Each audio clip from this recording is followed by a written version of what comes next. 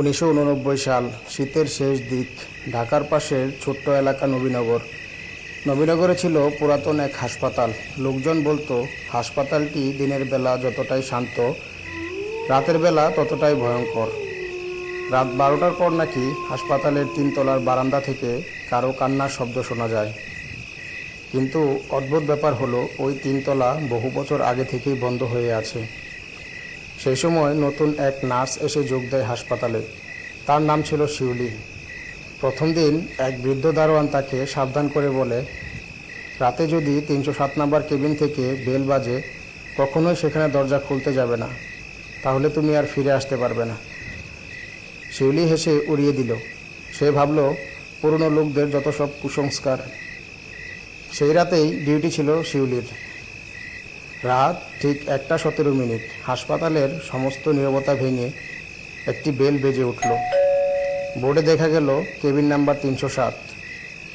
শিউলির বুক ধড়ফড় করতে লাগলো, কারণ হাসপাতালের রেকর্ড অনুযায়ী 307 নম্বর কেবিন বহু বছর ধরেই বন্ধ হয়ে আছে। তবু সাহস করে শিউলি 3 তলায় উঠল। উপরে ওঠার সাথে সাথেই সেখানকার বাতাস ঠান্ডা ও ভারী হয়ে গেল। লাইটগুলো বারবার জ্বলছিল আর নিভছিল। বারান্দার শেষে মরিচা ধরা একটি দরজা, সেখানে লেখা 307। ভেতর থেকে কারো ফিসফিস শব্দ শোনা যাচ্ছিল। শিউলি দরজায় কান রাখতেই শুনল, আমাকে বাঁচাও। তার হাত পা কাঁপতে লাগলো তখন। হঠাৎ করে দরজাটি নিজে নিজেই খুলে গেল। ভেতরে পুরনো একটি বেড, চারপাশে শুকনো রক্তের দাগ, আর বেডের উপর বসে আছে একটি মেয়ে।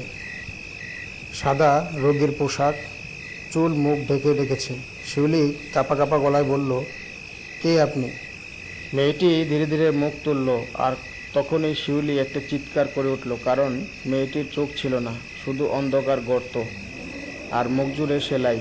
হঠাৎ করে পুরো রুমের লাইট নিভে গেল। অন্ধকারের মধ্যে শুধু শোনা গেল, তারা আমাকে ভুল অপারেশন করেছে, এজন্যই আমার এই অবস্থা। তারপর ঠান্ডা একটা হাত শিউলির গলা চেপে ধরল। পরদিন সকালে হাসপাতালের স্টাফরা শিউলিকে খোঁজাখুঁজি করতে থাকে।